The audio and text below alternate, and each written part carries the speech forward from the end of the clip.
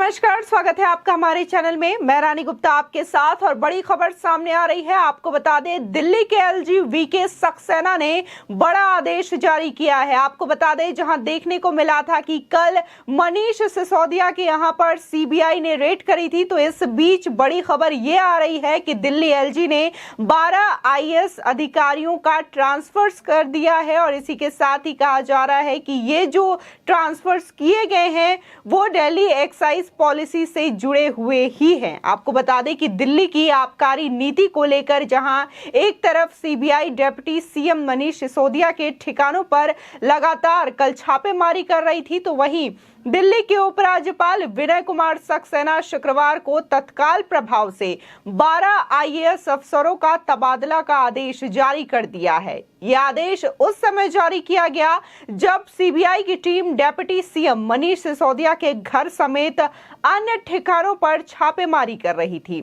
आपको बता दें कि इसी के साथ ही ट्रांसफर किए गए आईएएस अफसरों में जितेंद्र नारायण, विवेक पांडे, गरिमा गुप्ता, उदित प्रकाश राय और अनिल कुमार सिंह जैसे कई बड़े नाम भी शामिल हैं। गौरतलब है कि नई आबकारी नीति को लेकर दिल्ली सरकार और उपराज्यपाल विनय कुमार सक्सेना आमने सामने हैं। इसी के साथ ही कुछ समय पहले नई शराब पॉलिसी में अनियमितताओं को लेकर उपराज्यपाल ने सीबीआई जांच की सिफारिश भी की थी।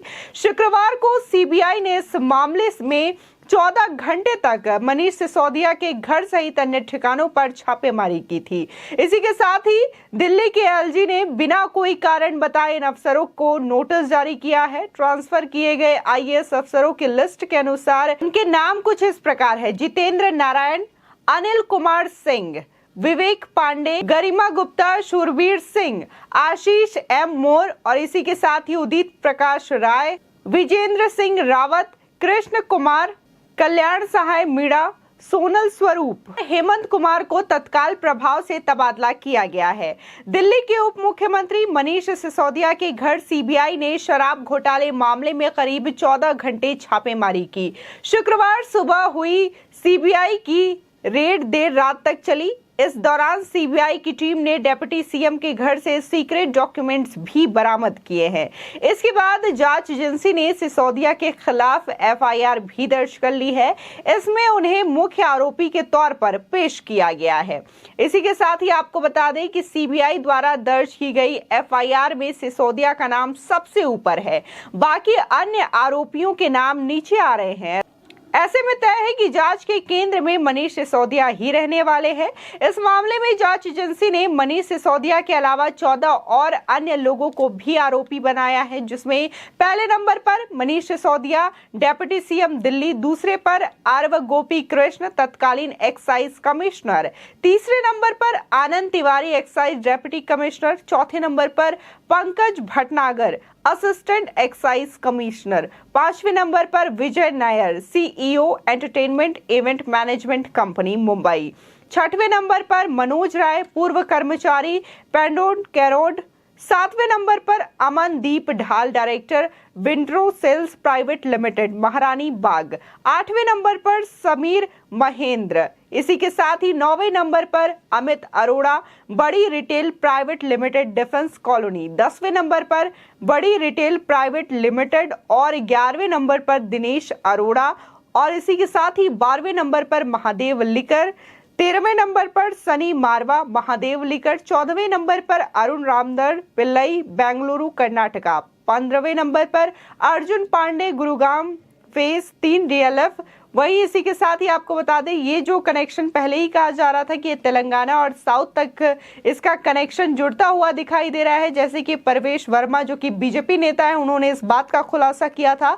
तो अगर इस एफआईआर की लिस्ट में देखें तो तमाम ऐसे जगहों से लोग आते हैं जिनका इसमें नाम शामिल है, जिसके खिलाफ सीबीआई की टीम ने एफआईआर दर्ज की है। आपको बता दें कि सीबीआई कॉपी की वजह से यह मामला ज्यादा मजबूत बना है। जिन लोगों को आरोपी बनाया गया है, ये मनीष सिसोदिया के काफी करीबी बताए जा रहे हैं। एफआईआर कॉपी से पता चलता है कि अमित अरोड़ा, दिनेश अरोड़ा और अरुण पांडे शराब व्यापारियों से कमीशन लिया करते थे। कमीशन के बदले में ही लाइसेंस दिया जाता था और इसी के साथ ही अब ये चारों ही मनीष सिसोदिया के करीबी बताए गए हैं। ऐसे में इसी वजह से सीबीआई को उनकी भूमिका को लेकर संदेह है। बता दें कि इस पूरे मामले में मनीष सिसोदिया पर दो प्रमुख आरोप है।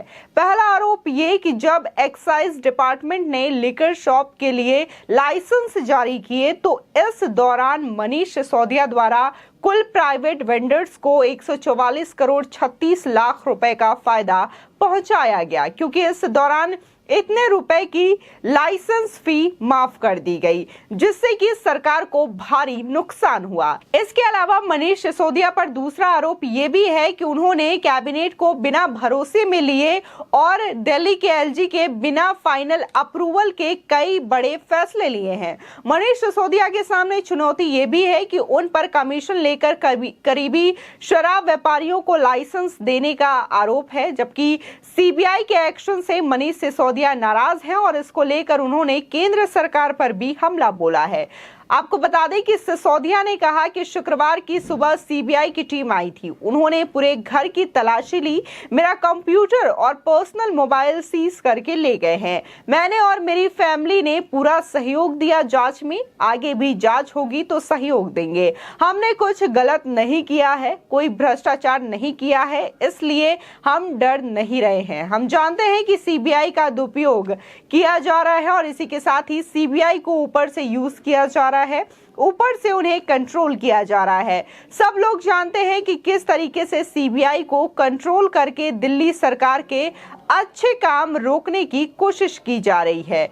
इसी के साथ ही आपको बता दें, जहां मनीष सिसोदिया ने कल ट्वीट भी किया था कि सीबीआई का स्वागत करते हैं और सीबीआई की छापेमारी के दौरान उन्होंने प्रेस से रूबरू होते हुए भी ये बातें कही, लेकिन सभी ने वो भी तस्वीरें देखी कि कैसे उनके जो कार्यकर्ता हैं, विधायक हैं, वो मनीष सिसोदिया के घर के बाहर हंगामा करते हुए भी नजर आए थे, जिसके बाद पुलिस ने उनको डिटेन भी किया था। इसी के साथ ही बता दें कि केंद्रीय मंत्री अनुराग ठाकुर ने सीधे तौर पर कहा कि शराब के ठेकों में भ्रष्टाचार का मामला है। मनीष सिसोदिया आबकारी मंत्री हैं। ठाकुर ने यह भी आरोप लगाया कि जिस दिन सीबीआई को जांच सौंपी गई उसी दिन से शराब नीति वापस ले ली गई। मुद्दा यह है कि अगर शराब नीति में कोई घोटाला नहीं था तो उसे वापस क्यों लिया गया। इसी के साथ ही आपको बता दें, इस मामले में बीजेपी नेता कपिल मिश्रा ने भी कहा कि सत्येंद्र जैन का करप्शन पकड़ा जा चुका है। अब सिसोदिया के घोटाले जनता के सामने आ रहे हैं। शराब के ठेकों के नाम पर करोड़ों रुपए की लूट का मामला सिर्फ एक शुरुआत है। केजरीवाल सरकार के भ्रष्टाचार के खिलाफ हमारी लड़ाई जारी है। दिल्ली को लूटने वालों को जेल जाना ही पड़ेगा। आपको बता दें कि आखिर पुरानी नीति और नई शराब नीति में क्या फर्क है। दरअसल अब इस शराब घोटाले के विवादित बिंदु को अगर सरल भाषा में समझना हो तो सबसे पहले पुरानी नीति को समझना जरूरी हो जाता है। पहले शराब बिक्री के व्यापार में दिल्ली सरकार पूरी तरह शामिल थी। दिल्ली में सरकार की अपनी लिकर शॉप्स होती थी, जिन्हें एक्साइज डिपार्टमेंट द्वारा नियंत्रित किया जाता था। लेकिन जब नई पॉलिसी के तहत इस पूरे ढांचे को खत्म कर दिया गया, तब दिल्ली सरकार ने यह तय किया कि वो इस बिजनेस का हिस्सा नहीं रहेगी और प्राइवेट प्लेयर्स से ही दिल्ली में शराब की बिक्री करेंगे। इसके तहत दिल्ली को 32 जोन में बांटा गया और देखने को मिला कि कैसे इसकी वजह से दिल्ली के राजस्व को 144 करोड़ का घोटाला हुआ। जहां बार बार ये आरोप लगाया जा रहा है, सीबीआई ने भी इसी मामले में रेड डाली कि आखिर आबकारी मंत्री रहते हुए मनीष सिसोदिया के राज में इतना बड़ा घोटाला कैसे हो गया, इतना बड़ा दिल्ली के राजस्व को घाटा कैसे हो गया। तो बार बार आम आदमी पार्टी जो है मनीष सिसोदिया के बचाव में सिर्फ यही प्रूव कर रही है कि वो कितने अच्छे शिक्षा मंत्री हैं। उनकी तस्वीरें जो है वो बाहर के न्यूज़पेपर्स में छपती है। और इसी तरीके से दिल्ली के एलजी ने जो बड़ा एक्शन लिया है, 12 आईएएस अधिकारियों का तबादला किया है, तो कहीं ना कहीं सूत्रों के हवाले से ये भी खबर आ रही है कि इनका कनेक्शन इन्हीं जो राजस्व को घोटाला हुआ है 144 करोड़ से, उससे जुड़ी हुई बताई जा रही है, जिसकी वजह से तत्काल प्रभाव से एलजी ने उनको ट्रांसफर कर दिया है। आपकी इस खबर पर क्या राय है, हमारे कमेंट सेक्शन में जरूर बताएं। आगे की और भी अपडेट के लिए चैनल को सब्सक्राइब करना ना भूलें।